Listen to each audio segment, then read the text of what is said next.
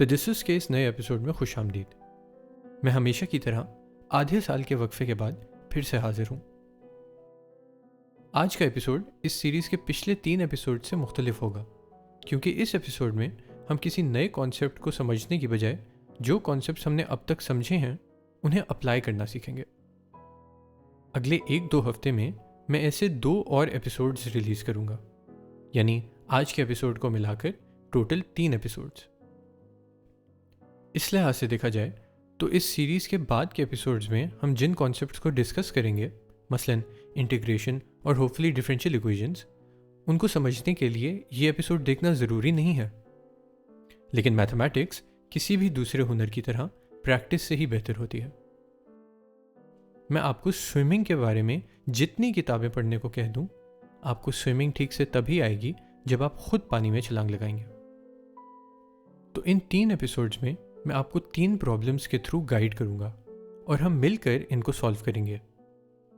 یہ پرابلمس نہ صرف اس سینس میں اہم ہیں کہ یہ کیلکولس کے کچھ اہم کانسیپٹس کو کام میں لاتی ہیں، بلکہ میرے نزدیک یہ اس سینس میں بھی اہم ہے کہ یہ واضح کرتی ہیں کہ کیلکولس روزمرہ کی زندگی میں کس قسم کی پرابلمس کو سالو کرنے میں کام آتی ہے۔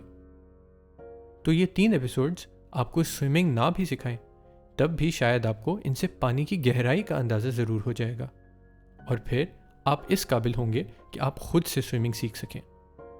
تو چلیں شروع کرتے ہیں۔ آج کا ایپیسوڈ بہت سمپل ہے اور فرینکلی بہت بورنگ بھی۔ اس ایپیسوڈ میں آپ کو کوئی تصویریں نہیں نظر آئیں گی، صرف ایکویشنز۔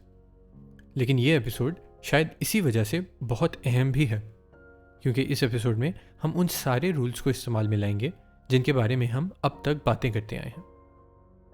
جب ہم پچھلی ویڈیوز میں ڈسٹینس فنکشن کی ایگزامپل کو لے کر ڈیریویٹیوز کو ڈسکس کر رہے تھے تو ہم نے یہ ایس کی شیپ کا گراف دیکھا تھا، اور ہم نے کنوینئنٹلی یہ دعویٰ کیا تھا کہ اس فنکشن کا ڈیریویٹیو لینے کے نتیجے میں یہ نیا فنکشن آتا ہے۔ تو آج کے ایپیسوڈ میں ہم ڈیریویٹیوز کے رولز کو استعمال کر کے اپنے اس کمپلیکیٹڈ سے ڈسٹینس فنکشن سے اسپیڈ کے اس فنکشن کو خود ڈیرائیو کریں گے۔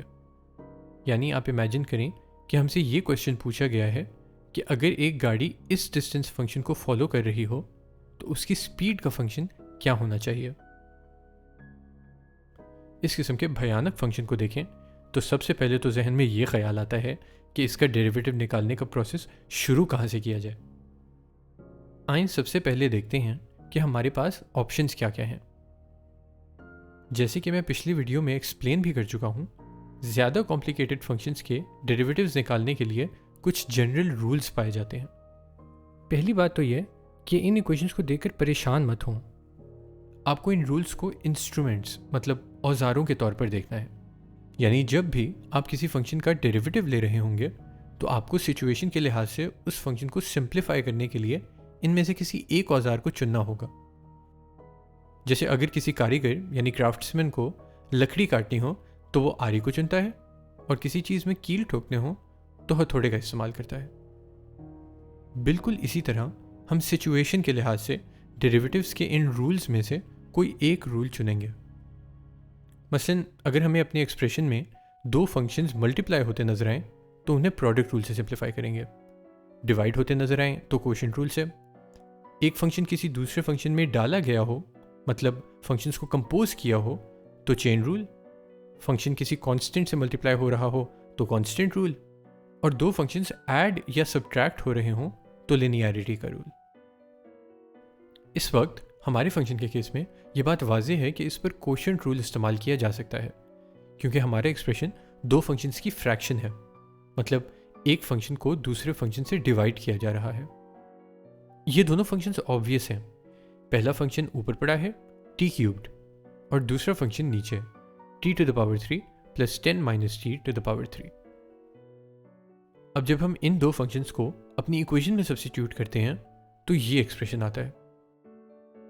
کوشنٹ رول لگانے کا نتیجہ یہ ہوا ہے کہ اب ہمیں ایک بڑے سارے ایکسپریشن کا ڈیریویٹیو لینے کی بجائے صرف ان 2 چھوٹے فنکشنز کا ڈیریویٹیو لینا ہے، باقی سب الجبرا ہے۔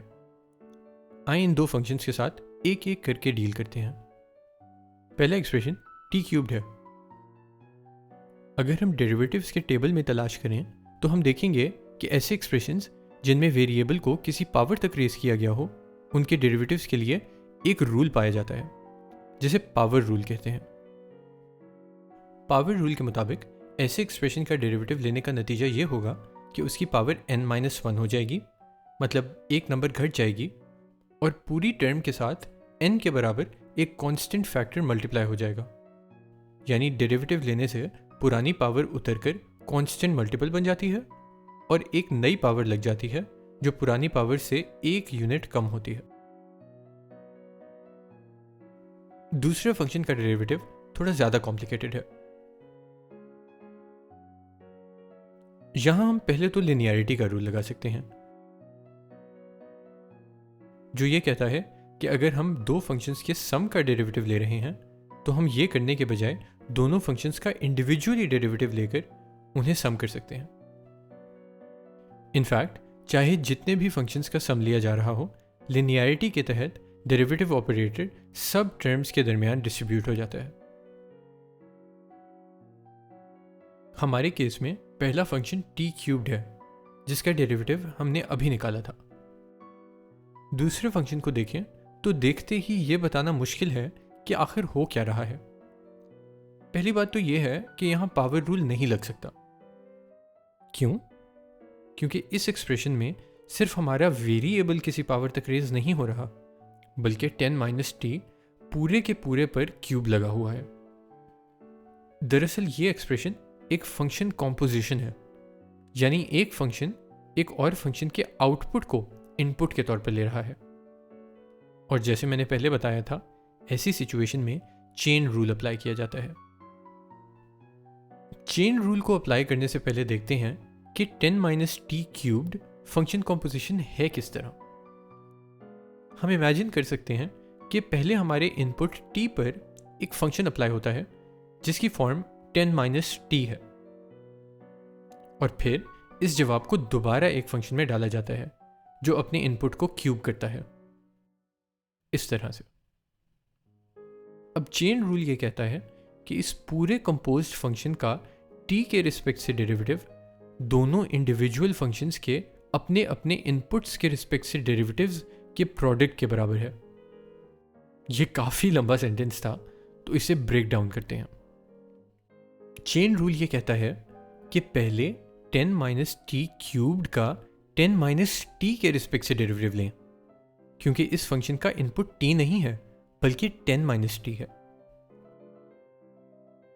अगर ये देखने में ऑकवर्ड या अजीब सा लग रहा है तो हम 10 - t को y भी कह सकते हैं। अब देखें कि हम y³ का y के रिस्पेक्ट से डेरिवेटिव ले रहे हैं। ऑफ कोर्स यहां पावर रूल लगा सकते हैं, और जब सारा काम खत्म हो जाएगा तो फिर हम दोबारा y की जगह 10 - t डाल देंगे और ये रिजल्ट आएगा। फिर चेन रूल ये कहता है कि हम 10 - t का t के रिस्पेक्ट से डेरिवेटिव लेंगे। ये वाला पार्ट आसान है। लिनियरिटी के तहत डेरिवेटिव डिस्ट्रीब्यूट होगा, और क्योंकि कांस्टेंट का डेरिवेटिव 0 होता है, क्योंकि कांस्टेंट का मतलब ही यही है कि चीज़ एक ही वैल्यू पर खड़ी है, चेंज नहीं हो रही, तो डेरिवेटिव सिर्फ दूसरी टर्म से ही आएगा। और यहाँ पर फिर से पावर रूल लगेगा, यानी हम t को t⁻1 समझ सकते हैं और इसके डेरिवेटिव का जवाब 1 आएगा, जो बाहर वाले माइनस की वजह से -1 बन जाएगा। और फिर आखिरकार चेन रूल ये कहता है कि ये दो टर्म्स जो हमने कैलकुलेट की हैं, हम इन दोनों को मल्टीप्लाई करेंगे। अब बारी आती है इन डेरिवेटिव्स को अपनी ओरिजिनल इक्वेशन में डालने की, और फिर थोड़ी सी अलजेब्रा इस्तेमाल करके इस सब को क्लीन अप करने की। ऊपर वाली दोनों टर्म से 3 टाइम्स t⁻2 को कॉमन लिया जा सकता है। इसके नतीजे में ब्रैकेट के अंदर वाली ये टर्म्स कैंसिल हो जाती हैं। फिर हम अंदर से दोबारा 10 - t⁻2 कॉमन लेते हैं, और फिर दोबारा से ये दो टर्म्स कैंसिल होती हैं। न्यूमरेटर सिंप्लीफाई करने के बाद हम डिनोमिनेटर की तरफ जाते हैं। यहाँ हम पहले 10 - t³ को एक्सपैंड करते हैं। यहाँ पर भी दो टर्म्स कैंसिल होती हैं, और जो बाकी रह जाता है उसमें से 10⁻2 कॉमन लिया जा सकता है, जिसमें से एक 10 ऊपर वाले 10 से कैंसिल हो जाता है। ये है हमारा फाइनल एक्सप्रेशन। جو ایگزیکٹلی اس ایکسپریشن کے ساتھ میچ ہوتا ہے جو ہم نے پچھلی ویڈیو میں دیکھا تھا. یہی ہماری گاڑی کی سپیڈ کا فنکشن ہے. اور اگر آپ کسی گرافنگ کیلکولیٹر میں پلاٹ کر کے دیکھیں تو آپ کو واقعی اس شیپ کا گراف نظر آئے گا. تھوڑی دیر کے لیے ٹھہریں اور اس بارے میں سوچیں کہ کیلکولس کتنی کول ہے. یہ ایک ایسا فنکشن ہے جس میں آپ ٹی کی کوئی بھی ویلیو ڈالیں گے تو آپ کو جواب کے طور پر اس ٹی پر گاڑی کی سپیڈ مل جائے گی. اور اس کو ہم نے صرف گاڑی کے ڈسٹینس فنکشن اور کچھ میتھ کو استعمال کر کے ڈھونڈا ہے. یہ ایپیسوڈ کافی ڈرائی تھا لیکن میرے نزدیک اس کو بنانا ضروری بھی تھا. اس چینل پر ہم مختلف سچویشنز میں ہر قسم کے فنکشنز کے ڈیریویٹیوز لیں گے اور ایسی سچویشنز کو صحیح سے سمجھنے کے لیے صرف یہ پتہ ہونا کافی نہیں ہے کہ ڈیریویٹیوز ہوتے کیا ہیں بلکہ یہ پتہ ہونا بھی ضروری ہے کہ ڈیریویٹیوز نکالے کیسے جاتے ہیں. آف کورس اس چیز کے لیے یہ ایک ایپیسوڈ کافی نہیں ہے لیکن آپ اس ایپیسوڈ کو ایک پہلا قدم سمجھ کر اب اس سبجیکٹ کو خود سے ایکسپلور کر سکتے ہیں. میں ویڈیو کی بایو میں کچھ بکس لنک کر رہا ہوں جنہیں آپ اس سبجیکٹ کو مزید ایکسپلور کرنے کے لیے استعمال کر سکتے ہیں. جانے سے پہلے میں اسکرین پر 3 فنکشنز لکھ رہا ہوں جن کے آپ پریکٹس کے طور پر خود سے ڈیریویٹیوز نکال سکتے ہیں. ان کا سلیوشن اور اپنا پروسیس کامنٹس میں ضرور بتائیں.